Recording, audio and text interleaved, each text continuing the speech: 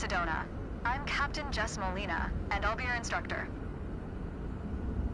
For this lesson, we're going to start on the ground and focus on some basic concepts.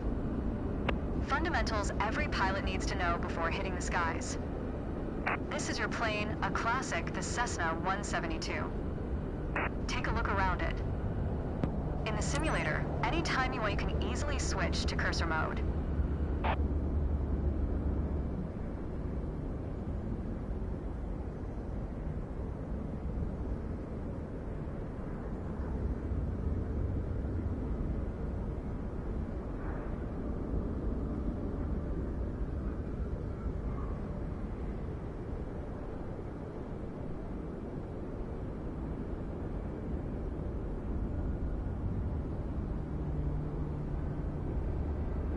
The cursor is handy for interacting with menus and cockpit controls or instruments.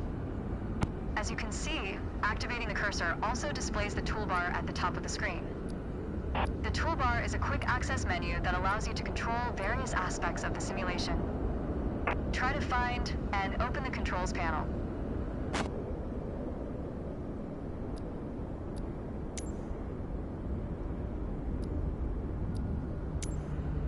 The controls panel is a useful reminder of the button layout for the devices you're currently using. Now try to find and open the camera panel in the toolbar. The camera panel allows you to access the various views and camera modes of the simulation. Go ahead and close all the panels for now.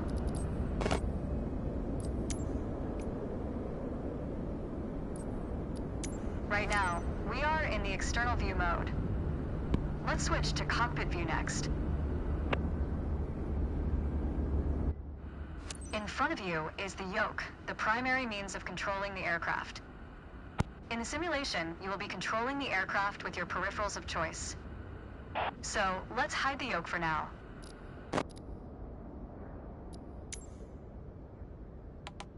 For now, we're done with the cursor, so go ahead and hide it. Alright, as we've seen, when you want to look around you, it's easy to rotate the camera.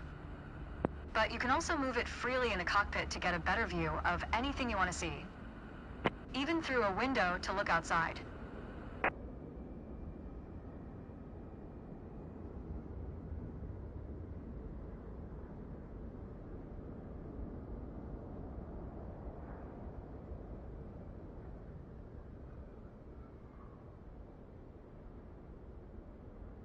Now, reset the camera to its original position.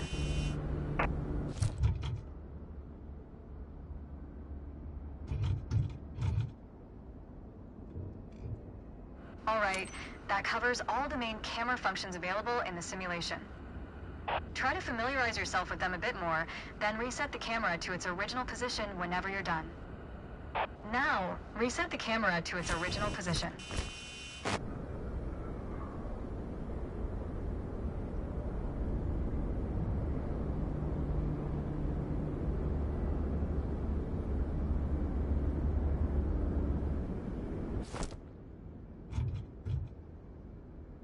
Alright, that covers all the main camera functions available in the simulation. Great. Try to...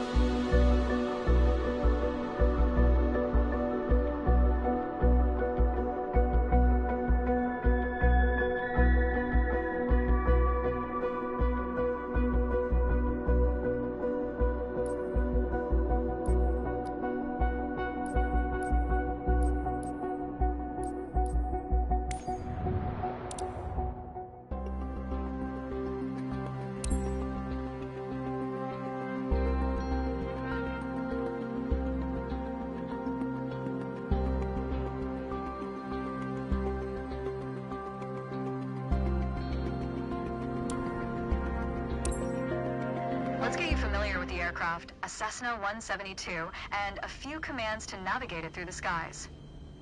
In front of you is the yoke. The yoke is like a steering wheel, more or less. Turn it left or right to control the ailerons and bank the aircraft into turns. Look at the trailing edge of the wings while turning the yoke to see the effect on the ailerons. Okay. Now, the difference between a yoke and a steering wheel is you can pull or push on the yoke.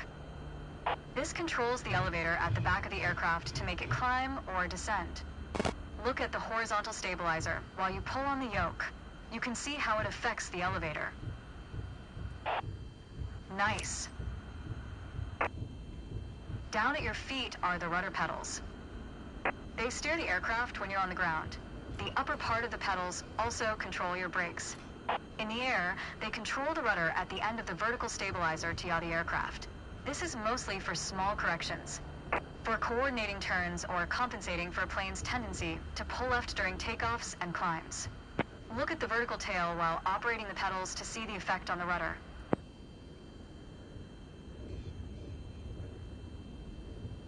Great. Last but not least, the throttle is located near the center of the cockpit. Pushing forward will increase power, pulling back will decrease power. First, look at the throttle and select it. Keep it selected and push it forward to increase power. Power is increased. Now pull it back to decrease power.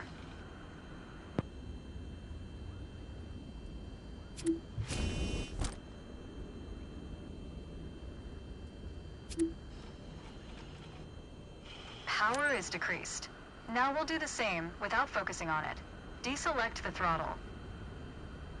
Look away from the throttle and increase power.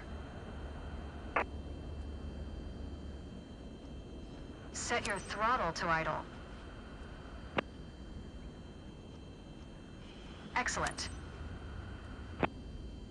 When the engine is on, you'll be able to see the power change on your RPM indicator. You will find it on your PFD screen in the top left corner. This tells you how fast the engine is spinning in hundreds of revolutions per minute. Next, take a look at your current speed on the airspeed indicator. It's on the left on your PFD screen. It measures the speed in knots. To check your altitude, look to the altimeter. It's on the right on your PFD screen. Not all aircraft have integrated screens with all this information. A lot of them rely on analog instruments. You can find the analog versions of the airspeed indicator and the altimeter just above the throttle. They're respectively on the left and right.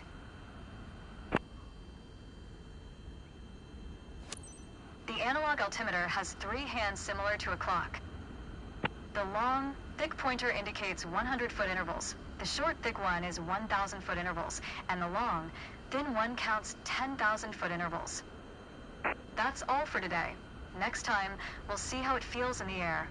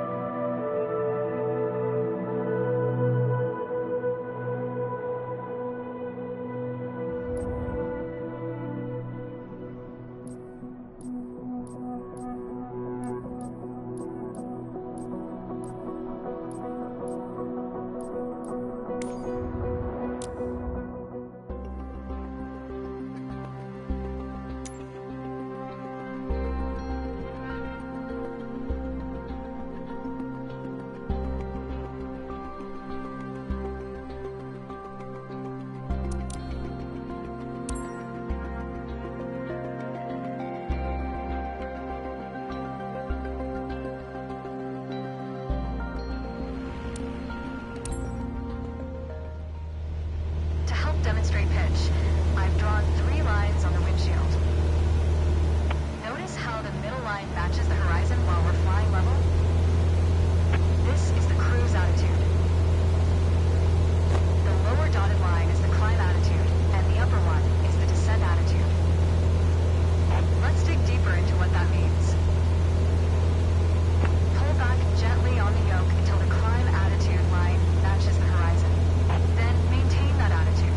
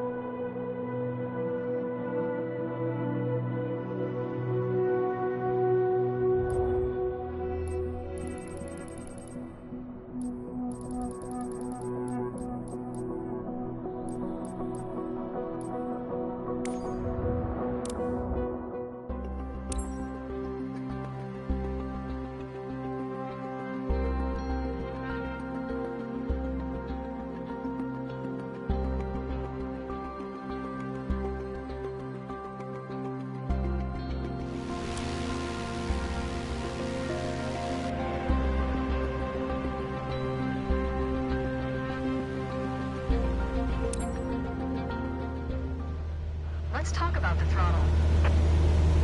If you have a need for speed, then the throttle's for you. Full control over the power output of the engine. In the Cessna 172, that relates directly to the RPM displayed on the tachometer on the PFD. Pull back on the throttle to reduce RPM to 1800.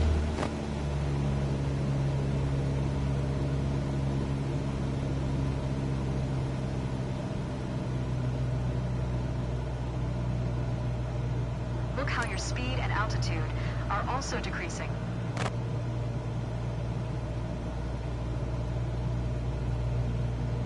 Excellent. Okay, let's throttle back up to 2,400 revolutions per minute.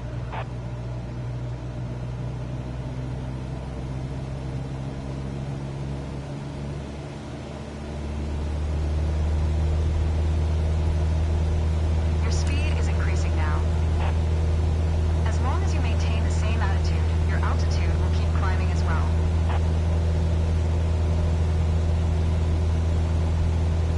Nice. That was excellent. With piston planes like this Cessna, it's common to have power targets defined in RPM.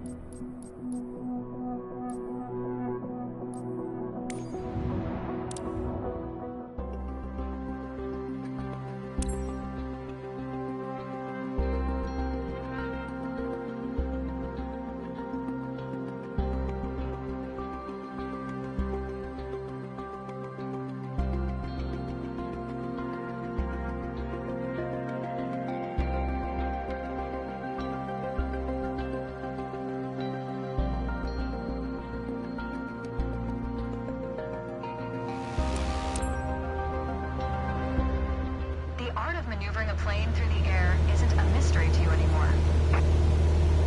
Now it's time to test the skills you've learned. As you can see, we're cruising at 6,000 feet on a north heading of 360 degrees.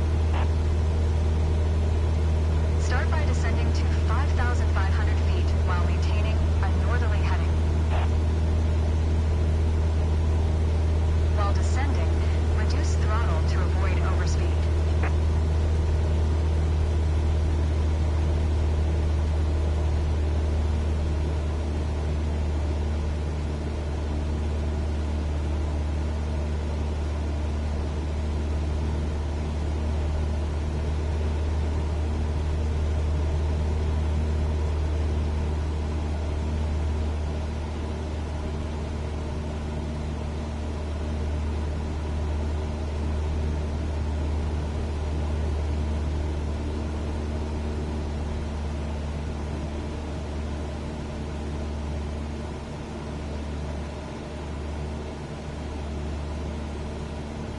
While descending, reduce throttle to avoid overspeed. That's good. Now, climb to 6,000 feet and turn to a south heading. On the Cessna 172, you need full power to climb effectively.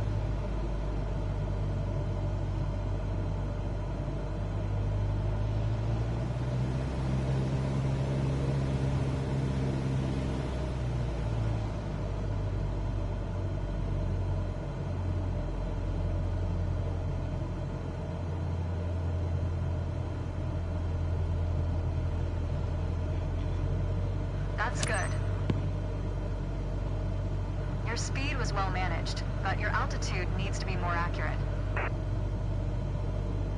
You did well, but you can do better.